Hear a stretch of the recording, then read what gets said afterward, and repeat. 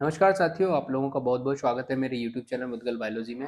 देखिए, आज की वीडियो में हम बात करने वाले हैं एक बहुत ही इंपॉर्टेंट टॉपिक पे। आपको बताया हम आरपीएससी सेकंड ग्रेड साइंस की प्रिपरेशन करवाते हैं इस चैनल के ऊपर और एक बहुत ही मोस्ट अवेटिंग जो बुक है, जिसके बारे में आपको पता होगा, जानकारी देता रहता हूँ मैं सोशल मीडिया पे, वो अब लॉन्च हो चुकी है, ठीक है? और इस वीडियो में आपको सारी डिटेल बताने वाला हूँ कि उस बुक को आप कैसे परचेज़ कर सकते हैं, उस बुक में क्या-क्या है, किस तरीके से मैंने कंटेंट को डिज़ाइन किया है और क्या-क्या चीज़ें मैंने उसमें ऐड की हैं। फिर लास्ट में मैं आपको ये बताऊँगा कि आप उस बुक का किस तरीके से यूज़ कर सकते हैं, यानी आपको पढ़ना उसको किस प्रकार से है। तो सारी चीज़ें इस वीडियो में कंप्लीट कवर करने वाला हूँ, पूरा वीडियो आप ज़रूर देखिएगा लास्ट तक और आप किस तरीके से उसको ऑर्डर कर सकते हैं, वो सारी चीज़ें मैं इस वीडियो में बताने वाला हूँ। तो चलिए वीडियो शुरू करते हैं। देखिए बुक जो है वो हमारी अब लॉन्च हो चुकी है, बहुत जल्दी आपके पास वो बुक पहुँच जाएगी। ये सबसे पहले आप देखेंगे तो ये बुक का फ्रंट पेज है, जिसमें आपको दिखेगा ऊपर आरपीएससी सेकंड ग्रेड लिखा हुआ है, बायोलॉजी की ये बुक है। आपको पता है साइंस की जब अपन प्रिपरेशन करते हैं तो उसमें फिजिक्स आती है, केमिस्ट्री आती है, बायोलॉजी और टीचिंग मेथड आते हैं, ठीक है? तो मैंने इसमें बायोलॉजी के क्वेश्चंस को इंक्लूड किया है, साथ ही साथ मैंने इसमें टीचिंग मेथड्स के जो प्रीवियस ईयर क्वेश्चंस हैं उनको भी डाल दिया है। तो कंप्लीट आपको मिलेगी और एक ही इंपॉर्टेंट जो बात है कि इसमें आपको हिंदी के क्वेश्चंस भी मिलेंगे और साथ ही साथ उनकी इंग्लिश ट्रांसलेशन भी मिलेगी। इसको रखने का मेन कारण ये था कि जो पेपर आता है हमारे सामने वो बाइलिंगुअल आता है, लेफ्ट साइड में हम देखते हैं तो हिंदी आती है और राइट साइड में हम देखते हैं तो इंग्लिश आती है, ठीक है? तो वो चीज़ को बिल्कुल ध्यान रखते हुए कि जब भी आप प्रैक्टिस करें तो आपको बिल्कुल पेपर जैसी ही फील आनी चाहिए और वही क्वेश्चन आपको पेपर में मिलने चाहिए, उस चीज़ को देखते हुए मैंने इसको इस तरीके से डिज़ाइन करवाया है। इस बुक में आपको क्या मिलेगा तो 1500 से प्लस आपको वीवाईक्यूज और प्रैक्टिस क्वेश्चन देखने को मिलेंगे, जिसमें आपको डिटेल में एक्सप्लेनेशन उनकी देखने के लिए मिल जाएगी। सारी चीज़ें मैं आपको अभी बताने वाला हूँ। इसके अलावा मैंने क्या किया है, इसमें 180 जो प्रीवियस ईयर क्वेश्चंस हैं उनको भी मैंने टीचिंग मेथड के जो है उनको इंक्लूड कर दिया है इसके अंदर, जिससे आपको बार-बार पेपर्स को ना देखना पड़े और आप जो पेपर अपन निकाल के लाते हैं आरपीएससी की साइट से आप डाउनलोड करते हो, उन सबको मैंने एक ही जगह आपको बुक के अंदर प्रोवाइड करा दिया है, क्योंकि प्रीवियस ईयर बहुत ज़्यादा इंपॉर्टेंट हो जाते हैं टीचिंग मेथड के केस में। ठीक है? और अगली इंपॉर्टेंट चीज़ कि ये बिल्कुल नवीन पैटर्न पर आधारित है। आपको पता है अभी आरपीएससी का पैटर्न जो है वो बिल्कुल चेंज हो चुका है, तो उसी आधार पर हमने बिल्कुल जो क्वेश्चन है, प्रैक्टिस क्वेश्चन जो है उसमें इंक्लूड किए हैं हमने, वो उसी पैटर्न पर आधारित हैं सारे। बिल्कुल जो पुराने जो क्वेश्चन्स आते थे वो इसमें मैंने इंक्लूड नहीं किए हैं, जैसे छोटे-छोटे फैक्चुअल क्वेश्चन आते थे, उनको मैंने इसमें इंक्लूड नहीं किया है। अभी मैं आपको आगे और डिटेल में बताऊँगा, ठीक है? देखिए, इस तरह का आपको फ्रंट पेज यहाँ पे देखने के लिए मिल जाएगा। इसमें मैंने 2016 से लेके 2025 तक के जो प्रीवियस ईयर एग्ज़ाम के क्वेश्चन्स हैं उनको इंक्लूड किया है। अब आप कहोगे कि सर 2016 से पहले वालों को आपने इंक्लूड क्यों नहीं किया? तो क्योंकि आप देखोगे जब 2011 का या 13 का और जो 15 में जो एग्ज़ाम होते थे, उनमें जिस प्रकार के क्वेश्चन पूछे जाते थे, अब उनको आरपीएससी नहीं पूछ रही है। इसलिए मैंने फालतू का वेटेज बढ़ाने की बजाय, क्योंकि वो क्वेश्चन आप बुक के अंदर लोगे तो बुक ऑटोमेटिक थोड़ी ज़्यादा और मोटी हो जाती। इसके बजाय मैंने क्या किया है कि जो 2016 से लेके और जो अभी 25 तक जो पैटर्न चल रहा है, उस आधार पे मैंने जो क्वेश्चन्स हैं वो वहाँ से लिए हैं, ठीक है? अगला जो मार्गदर्शक और प्रेरणा स्रोत है, आपको पता है डॉक्टर प्रकाश राजपुरोहित सर हैं, जो पहले उत्कर्ष में पढ़ाते थे, फिर सम्यक में पढ़ाते हैं अभी और अभी उन्होंने खुद का अपना ऐप भी जो है वो लॉन्च कर दिया है। उनका मार्गदर्शन रहा है, वही मेरे प्रेरणा स्रोत रहे हैं। इसके बाद हम बात करें तो आपको इसमें हिंदी और इंग्लिश दोनों के लैंग्वेज के अंदर क्वेश्चन देखने को मिल जाएँगे और शिक्षण विधियाँ आपको देखने के लिए मिल जाएँगी। ये आप यहाँ पे सारी डिटेल्स देख सकते हैं, ये आपके लिए बेस्ट विशेज़ हैं, वो मैंने लिख दिया है। अब हम बात करते हैं बिल्कुल इंडेक्स के आधार पर, ठीक है? इंडेक्स की हम यहाँ पे बात करें तो अभी 25 सितंबर 2025 को जो सिलेबस लॉन्च हुआ है, नया जो आरपीएससी ने सिलेबस डाला है, उसी सिलेबस के आधार पर मैंने जो पूरा सिलेबस है आपका बायोलॉजी का, उसको 20 जो यूनिट है उनके अंदर मैंने डिवाइड कर दिया है। आप देखेंगे पहली यूनिट आप देखेंगे तो कोशिका और मॉलिक्यूलर बायोलॉजी है, दूसरी यूनिट आप देखेंगे तो जेनेटिक्स है, तीसरी जो है वो एनिमल टैक्सोनॉमी है, फिर एनिमल एनाटॉमी और फंक्शंस है। पहले सिलेबस में आप देखेंगे पिछले वाले में तो यहाँ पे रिप्रेजेंटेटिव एनिमल्स वाली जो यूनिट थी वो थी, लेकिन अभी उसको चेंज कर दिया है आरपीएससी ने, वहाँ पे एनिमल एनाटॉमी और फंक्शंस को डाल दिया है। ये आप देखेंगे तो बीएससी में सेकंड ईयर के अंदर जूलॉजी का जो पेपर फर्स्ट या पेपर सेकंड है, उसके अंदर ये सारी यूनिट के जो कंटेंट है वो आपको देखने के लिए मिल जाएँगे। फिर अगली जो यूनिट है अपनी वो इकोलॉजी और एनवायरमेंटल बायोलॉजी है, फिर बायोटेक्नोलॉजी है, फिर एनिमल डेवलपमेंट बायोलॉजी है, उसको मैंने इंक्लूड किया है। फिर आप देखेंगे तो ह्यूमन एनाटॉमी और फिजियोलॉजी, ये एक अलग यूनिट है और ह्यूमन हेल्थ की एक अलग यूनिट है। तो मैंने क्या किया है, इन दोनों को एक ही साथ मर्ज कर दिया है, जिससे कि अलग-अलग यूनिट आपको नहीं पढ़नी पड़ेगी और चूँकि हम ह्यूमन की ही एनाटॉमी और फिजियोलॉजी पढ़ रहे हैं, तो साथ में ही हम ह्यूमन की जो हेल्थ है उसके बारे में भी पढ़ लेंगे। फिर मैंने अगली यूनिट जो है वो माइक्रोबायोलॉजी को रखा है, बिल्कुल सेपरेट यूनिट है। फिर अगली जो यूनिट है वो उसको एंजाइम है, बिल्कुल सेपरेट यूनिट है। इसी तरीके से एवोल्यूशन बिल्कुल सेपरेट यूनिट है। फिर मैंने क्या किया है कि प्लांट टैक्सोनॉमी के अंदर ही मैंने क्रिप्टोगैम्स और सीड प्लांट्स को भी इंक्लूड कर दिया है, यानी कि आपको इसमें टेरिडोफाइटा और जिम्नोस्पर्म्स तक के जो क्वेश्चंस है वो एक ही यूनिट में देखने के लिए मिल जाएँगे।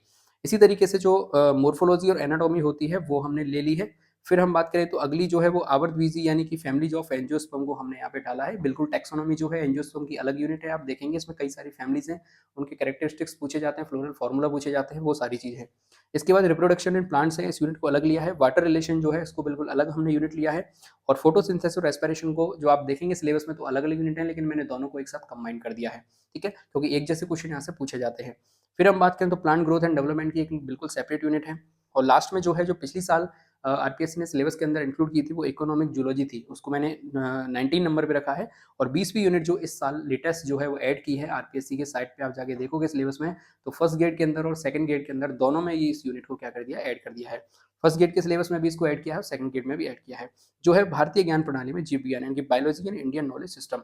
अब इसमें क्या होगा कि आगे मैं आपको बताऊंगा कि इसमें प्रीवियस ईयर क्वेश्चन नहीं आए हैं, तो मैंने आपको 50 से 55 क्वेश्चन प्रैक्टिस के लिए दे दिए हैं इसमें, आगे मैं बात करूंगा। फिर लास्ट में मैंने क्या किया, 21वें नंबर पे विज्ञान की शिक्षण विधियों के प्रीवियस ईयर के क्वेश्चन आपको देखने के लिए मिल जाएंगे।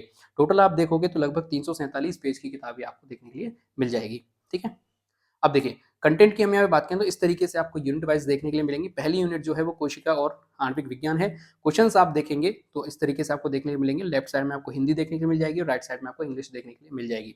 अब आप ये कह सकते हो कि सर आपने यहाँ पे पेपर का जो है ईयर नहीं लिखा है कि ये कौन से पेपर का ईयर में, मतलब कौन सी ईयर में ये पेपर आया है, क्वेश्चन आया है, सॉरी।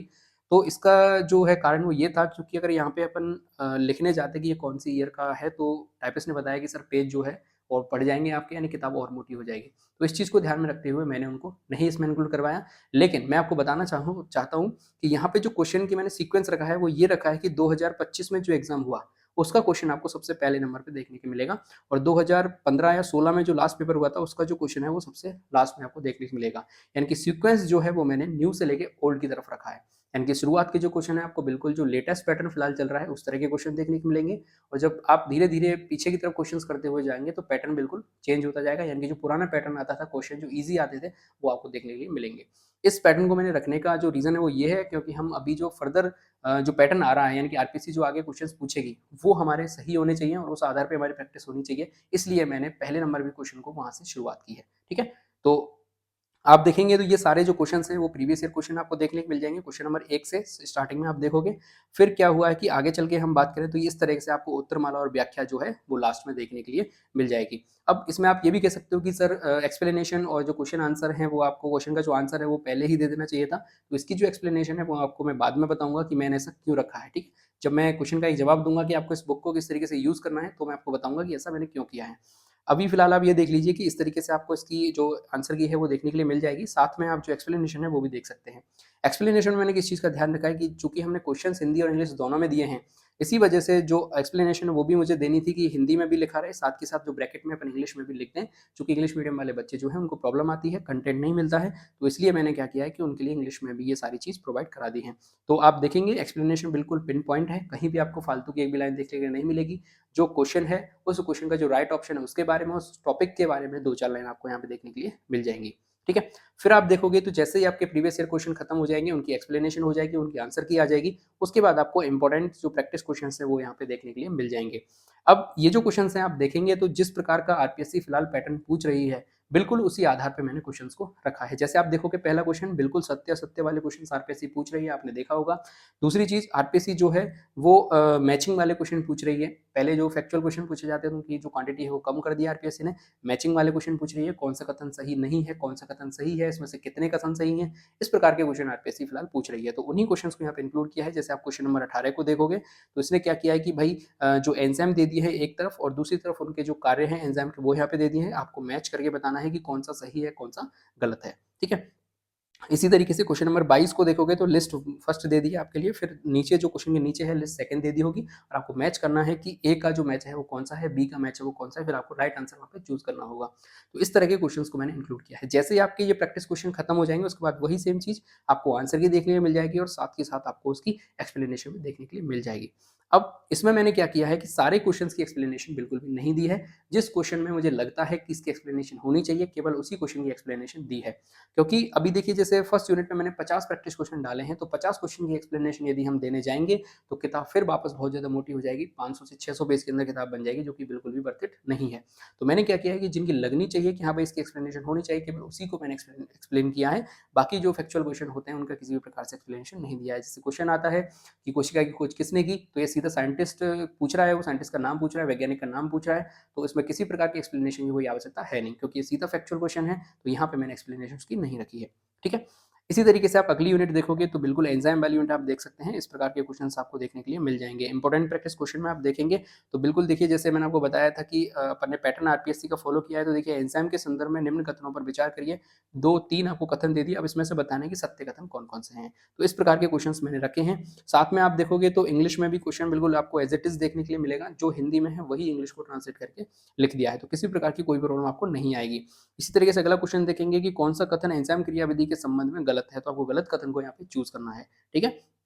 एक और चीज यहाँ पे आप देखेंगे तो ऑप्शंस के अंदर कि जैसा कि आरपीएससी फिलहाल कर रही है कि ई नाम का जो ऑप्शन है वो देते हैं, जिसमें क्वेश्चन नॉट अटेम्प्ट या फिर अनुत्तरित प्रश्न आता है, तो वो ऑप्शन भी हमने यहाँ पे डाला है कि आपको वो प्रैक्टिस ना करवाएं हम, कि जैसे 4 ऑप्शन अपन ने दे दिए, आप यहाँ से 4 की प्रैक्टिस करके जाते हो और वहाँ पे आपको 5वां ऑप्शन देखने के लिए मिल जाता है। हालांकि चूंकि 5वां ऑप्शन उसके लिए होता है जो क्वेश्चन हमने अटेम्प्ट नहीं किया, लेकिन मैंने बिल्कुल पेपर पैटर्न को ही ध्यान में रखते हुए इस क्वेश्चन के जो ये बुक का जो लेआउट है उसको बिल्कुल मैंने डिजाइन किया है। ठीक है। आपको फील ही ऐसा होना चाहिए कि आप आरपीएससी के पेपर को सॉल्व कर रहे हो। ठीक है, ये मेरा मेन मोटिव था। इस तरीके से आप देखोगे तो एक्सप्लेनेशन आपको देखने के लिए मिल जाएगी, सारी चीज़ें देखने के लिए मिल जाएंगी।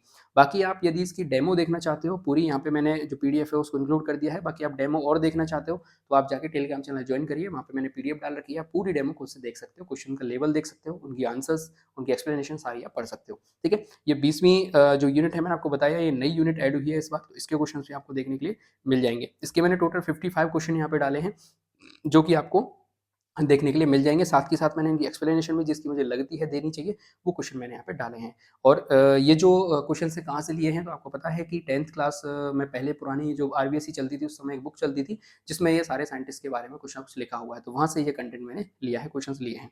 जैसे ही आपकी बायोलॉजी के क्वेश्चन खत्म हो जाएंगे तो आपको जो सेकंड पार्ट है बुक का वो शुरू हो जाएगा, जिसमें टीचिंग मेथड के प्रीवियस ईयर क्वेश्चन आपको ऐड कर दिए गए हैं।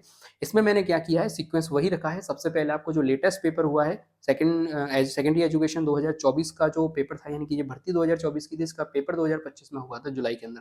ठीक है। तो उसके मैंने यहाँ पे जो क्वेश्चन है उनको डाला है और वो सारे आपको देखने को मिल जाएंगे। अब इसमें मैंने क्या किया है, चूंकि इनकी एक्सप्लेनेशन मैंने नहीं दी है, तो यहाँ पे इनके सामने मैंने क्या दे दिया, आपको आंसर दे दिया है। हिंदी में भी है, इंग्लिश में भी है, आप आराम से इनकी प्रैक्टिस कर सकते हैं।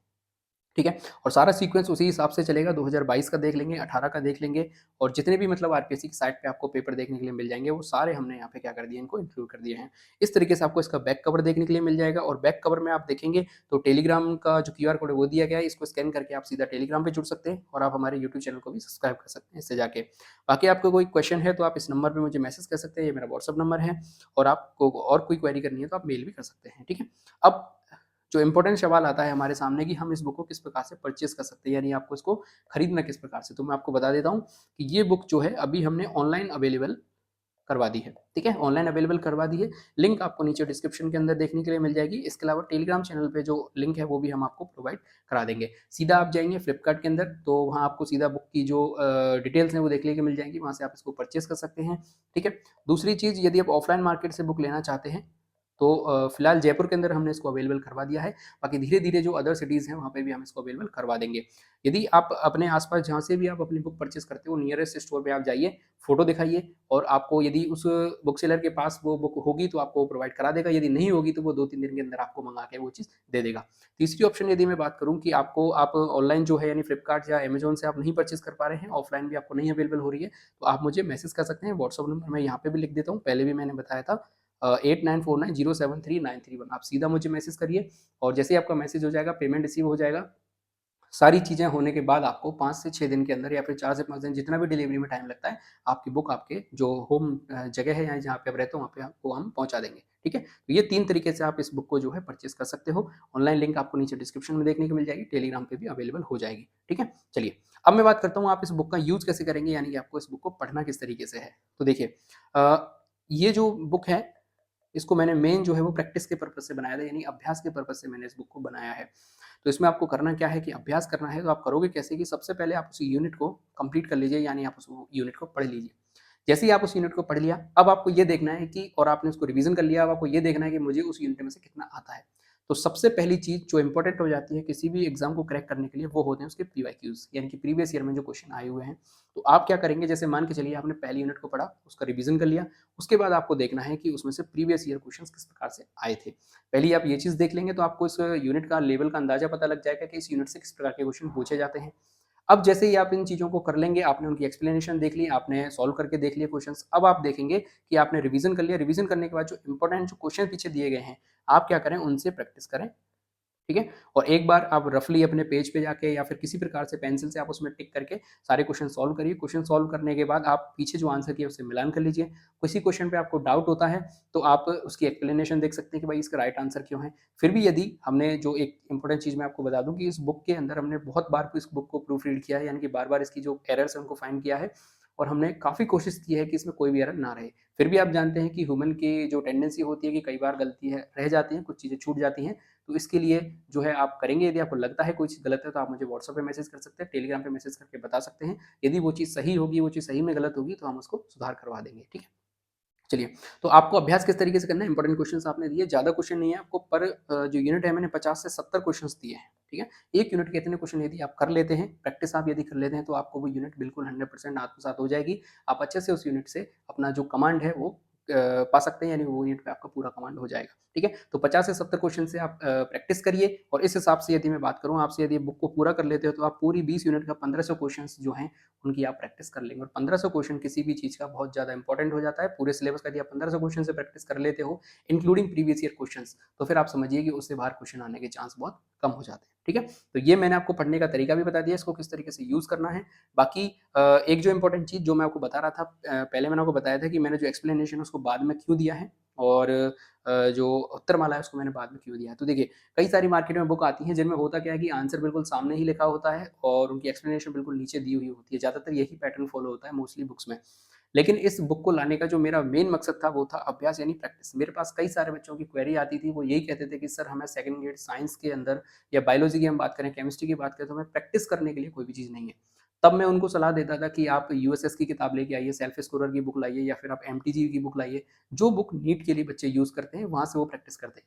लेकिन उन बुक में दिक्कत क्या आती है कि आरपीएससी सेकंड ग्रेड की जब हम तैयारी करने जाते हैं, तो वहाँ पे ना तो नीट के लेवल के क्वेश्चन हमसे पूछे जाते हैं और दूसरी चीज़ क्या होती है कि उस बुक के अंदर आप देखोगे तो पर टॉपिक के मतलब 200 से 300 क्वेश्चन और कई-कई टॉपिक तो ऐसे हैं 500-500 क्वेश्चन्स आपको देखने को मिल जाएँगे और मैं टॉपिक की बात कर रहा हूँ, यूनिट में तो 1000-1500 क्वेश्चन आपको 1 यूनिट के देखने के लिए मिल जाएँगे।